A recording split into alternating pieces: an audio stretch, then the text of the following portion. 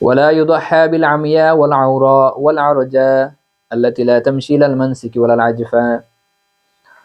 এখন পশুর দুষ্ত্রুটি সম্পর্কে আলোচনা করা হয়েছে। কোন কোন দুষ্ত্রুটি থাকলে পশু কুরবানি করা সহি হবে না। প্রথমেই বলা হয়েছে পশু যদি অন্ধ হয়, অর্থাৎ আমিয়া, ওয়ালা ইউদাহা বিল আমিয়া, অন্ধ পশু দ্বারা কুরবানি করলে সহি হবে না। অর্থাৎ অন্ধ পশু বলতে দুই চোখ নাই, দুই চোখই অন্ধ, এমন পশু দ্বারা কুরবানি করা জায়েজ হবে না। ওয়ালা আওরা, এক চোখ অন্ধ, আওরা বলা হয় এক চোখ অন্ধ, অর্থাৎ এক চোখ তার পুরোপুরি নষ্ট হয়ে গেছে, এমন পশু দ্বারা কুরবানি আদায় করা জায়েজ হবে না। ওয়াল আরজা আল্লাতী লা তামশি ইলাল মানসিক, আরজা পশু দ্বারা, অর্থাৎ আরজা বলা হয় ল্যাংড়া বা খুরা পশু যেটা, এই পশু দ্বারাও কোরবানি করা সহি হবে না। যে পশু লা তামশি ইলাল মানসিক, জবাইয়ের জায়গা পর্যন্ত হেঁটে যেতে পারে না এমন পশু। তো যে পশুর 3 পা সুস্থ আছে কিন্তু 1 পা অসুস্থ, অসুস্থ বলতে এই 1 পা সম্পূর্ণ অবিচল, দুঃখিত, সম্পূর্ণ অচল, তো এমন পশু দ্বারা একেবারেই অচল তার পা, এই পা দ্বারা সে সামান্য ভরও দিতে পারে না, এমন পশু যদি হয় তাহলে এই পশু দ্বারা কোরবানি আদায় করলে কোরবানি সহি হবে না। আবারও বলছি, তার 3 পা সুস্থ আছে কিন্তু 1 পা সম্পূর্ণ অচল, সামান্য পরিমাণও সে ভর দিয়ে চলতে পারে না, তো এমন পশু দ্বারা কোরবানি করা জায়েজ হবে না। ওয়ালা ইউজজিউ মাকতুউল উযনি ওয়াজ জানাবি ওয়ালা আল্লাযী যাহাবা আকসারু উযুনিহা আও জানাবিহা ওয়া ইন বাকিয়া আকসারু মিনাল উযনি ওয়াজ জানাবি জাযা।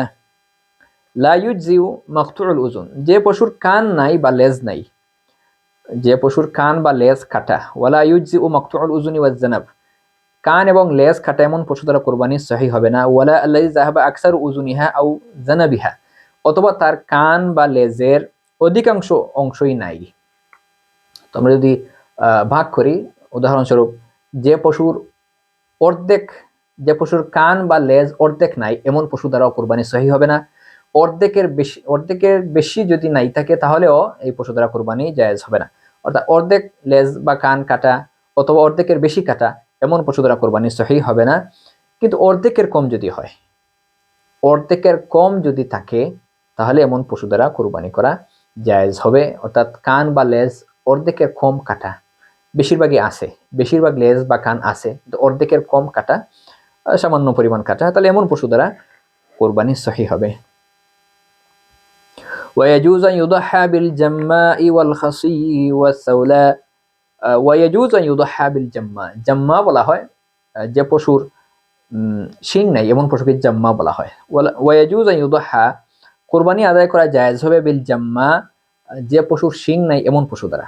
শিং নাই বলতে যে পশুর শিং জন্মগত নাই অথবা যে পশুর শিং ভেঙে গেছে বা ফেটে গেছে এমন পশুর দ্বারাও কোরবানি করা জায়েজ হবে। কিন্তু যে পশুর শিং ভেঙে গেছে গোড়া থেকে, একেবারে গোড়া থেকেই শিং ভেঙে গেছে যার কারণে তার মস্তিষ্কের মধ্যে বিকৃতি দেখা দিয়েছে, এমন পশু দ্বারা কোরবানি জায়েজ নয়। আবার বলছি, যে পশু শিং গোড়া থেকে ভেঙে গেছে যার কারণে মস্তিষ্কে বিকৃতি দেখা দিয়েছে এমন পশু দ্বারা কোরবানি জায়েজ নেই। আর না হলে জন্মগত শিং নাই বা শিং ভেঙে গেছে ফেটে গেছে এমন পশু দ্বারা কোরবানি করলে কোরবানি সহি হবে। ওয়াল খাসি, খাসি দ্বারা কোরবানি করলে কোরবানি জায়েজ হবে। এটা আরেকটি মাসালা, অনেকেই বলে থাকেন যে খাসি দ্বারা কোরবানি করলে, খাসিকৃত ছাগল দ্বারা কোরবানি করলে কোরবানি হবে না, বা বলদ দ্বারা কোরবানি করলে কোরবানি হবে না। এই কথাটা ভুল। আল্লাহ নবী সাল্লাল্লাহু আলাইহি ওয়াসাল্লাম যে পশুগুলো দিয়ে কোরবানি করেছেন সেগুলোর মধ্যে খাসি করা পশুই ছিল। দহা নবী সাল্লাল্লাহু আলাইহি ওয়াসাল্লাম বিকাবশাইন আকরানাইন আমলাহাইন, এরপরে বলা হয়েছে মওজুআইন, যে রাসূলুল্লাহ সাল্লাল্লাহু আলাইহি ওয়াসাল্লাম যে দুম্বাগুলো কোরবানি করেছিলেন সেগুলোর একটা বৈশিষ্ট্য ছিল সেটা খাসিকৃত ছিল। তো উলামায়ে কেরাম খাসিকৃত ছাগল দ্বারা বা খাসিকৃত দুম্বা এগুলো দ্বারা কোরবানি করাকে উত্তম বলেছেন, এগুলোর গোশত অত্যন্ত সুস্বাদু হয় যেন উত্তম বলেছেন। তো খাসিকৃত ছাগল দ্বারা বা গরুর মধ্যে যেগুলো বলদ সেগুলো দিয়েও আপনি কোরবানি করতে পারবেন, কোনো অসুবিধা নেই, কোরবানি করা বৈধ আছে। আল্লাহ নবী সাল্লাল্লাহু আলাইহি ওয়াসাল্লাম এই জাতীয় পশু দ্বারা কোরবানি দিয়েছেন। ওয়াসাউলা, এবং যদি সাউলা বলা হয় পাগল যে পশুগুলো আছে, এমন পশু দ্বারা, পাগল পশু দ্বারাও কোরবানি করলে কোরবানি সহি হবে। উদহিয়াতু মিনাল ইবিলি ওয়াল বাকারি ওয়াল গানাম, উদহিয়া কোরবানি আদায় করা হবে গরু, উট, গরু এবং ছাগল থেকে। ইউজজি মিন যালিকা কুল্লিহি আস-সানিয়্যু ফাসা'iদান ইল্লা আদ-দান ফাইন্নাল জাযা' মিনহু ইউজজি।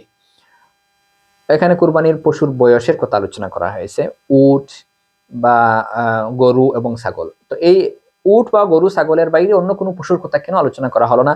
কারণ অন্য কোনো পশু দ্বারা, বা উট, গরু বা মহিষ একই শ্রেণীর উলামা কেরাম বলেছেন, ছাগল, উট, ছাগল, ভেড়া এবং দুম্বা এই শ্রেণী।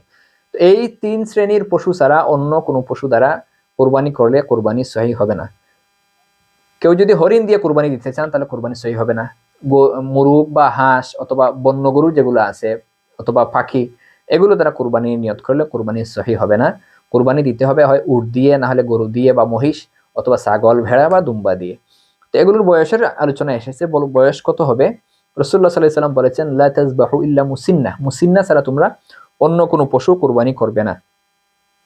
তো রাসূলুল্লাহ সাল্লাল্লাহু আলাইহি ওয়াসাল্লামের এখানে হাদিসে থেকে এবং উলামায়ে কেরামের বিভিন্ন ফতোয়া থেকে এটা বয়সের বিষয়ে আলোচনা এসেছে যে উট যদি হয় তাহলে সেটা 5 বছরের হতে হবে, গরু বা মহিষ যদি হয় তাহলে সেটা 2 বছরের হতে হবে, আর ছাগল, ভেড়া বা দুম্বা সেটা 1 বছরের হতে হবে। তবে ভেড়া বা দুম্বা এগুলো যদি 6 মাসের বেশি হয় আর দেখতে মোটা তাজা মনে হয়, হৃষ্টপুষ্ট থাকে, দেখতে বড় মনে হয়, 1 বছরের মনে হয়, তাহলে 6 মাসের হলেও সেটা দিয়ে কুরবানি জায়েজ হবে, কিন্তু ছাগল অবশ্যই 1 বছরের হতে হবে।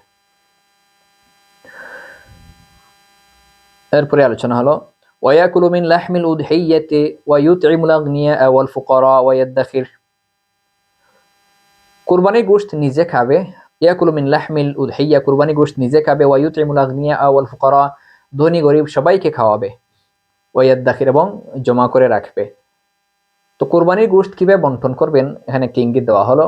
কুরবানির গোশত আপনি 3 অংশে ভাগ করবেন। উলামায়ে কেরাম বলেন এটা মুস্তাহাব বা উত্তম হলো কুরবানির গোশত আপনি 3 অংশে ভাগ করবেন।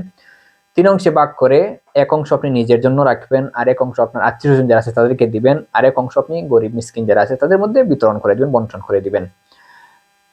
এমনকি বিধর্মী যারা আছে তাদেরকেও, যদি তাদের কোনো অসুবিধা না হয় বা তারা যদি আগ্রহী থাকেন, তাহলে বিধর্মীদেরকেও আপনি কুরবানির গোশত দান করতে পারবেন, দিতে পারবেন।